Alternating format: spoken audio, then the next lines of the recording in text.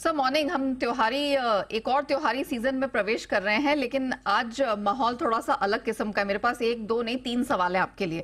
Sir सबसे पहले तो मिडिल ईस्ट, जैसे हमने तनाव पर्टिकुलरली 2 दिन में गहराता हुआ देखा है, हमें कितना चिंता करने की जरूरत है या डरने की बात है?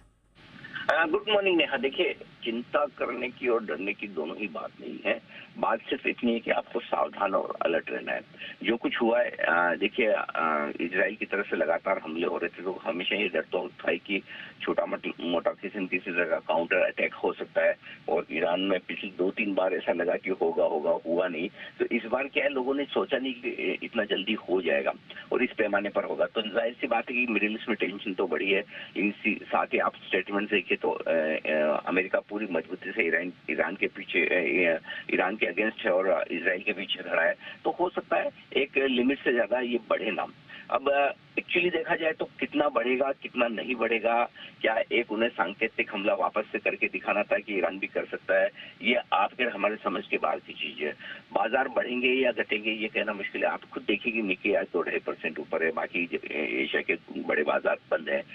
एक चीज पक्का है, तेजी या मंदी का छोड़ दीजिए, वॉलेटिलिटी पक्की है। ये चाहे आप अमेरिका के बाजारों में देख लें, बाकी एशिया बाजारों में देख लेंगे, इन खबरों के दम पर जैसे डर लगेगा जोर से घटेंगे, जैसे लगेगा नहीं सब ठीक हो रहा है, खराब खबर नहीं आ रही, फिर से बढ़ जाएंगे। यही हाल आपको मेटल्स में, कमोडिटीज में, गोल्ड सिल्वर सब में दिख रहा है। तो आपको सिर्फ इतना करना है इस वक्त कि न कोई शांति परमानेंट रहती है, न युद्ध परमानेंट रहता है। तो ऐसे में सिर्फ अलर्ट रहे, अपनी पोजिशन ट्रेडर्स के तौर पर हल्की रखें।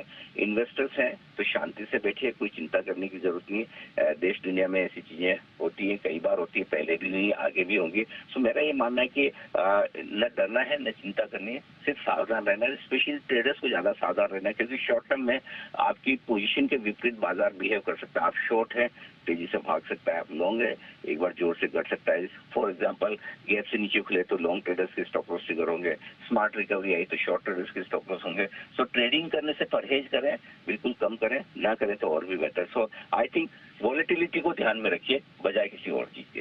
Valid point sir. सर ये तो अंतर्राष्ट्रीय बाजार की उथल पुथल हो गई, लेकिन हमारे मार्केट में भी बड़ा डेवलपमेंट हुआ है। एफएनओ ट्रेडिंग पर सेबी जो अब कड़क हो गया है, बिल्कुल सख्ती दिखाई है, उसे कैसे देखा जाए?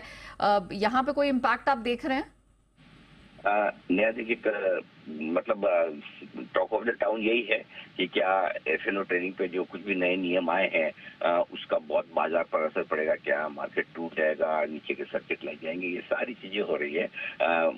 Talk of the town WhatsApp university पे ये सब चल रहा है। कुछ भी ऐसा नहीं होने वाला, न कुछ डरने की जरूरत है। पहली चीज तो ये कि ऐसा कुछ हुआ ही नहीं जो आपको और हमें पता नहीं था। ये कंसल्टेशन पेपर पहले ही आ चुका था, उसमें 7 उन्होंने सुझाव दिए थे सेबी ने कि ये हम लागू करना चाहते हैं। उसमें से 7 में से 6 लागू किए गए और 6 में से भी उतने कड़े तरीके से लागू नहीं किए गए जो उसमें कंसल्टेशन पेपर में दिए थे। तो थोड़ा बहुत वॉल्यूम पर असर पड़ेगा, और कौन सा आज का आज ये लागू होने वाला है ना।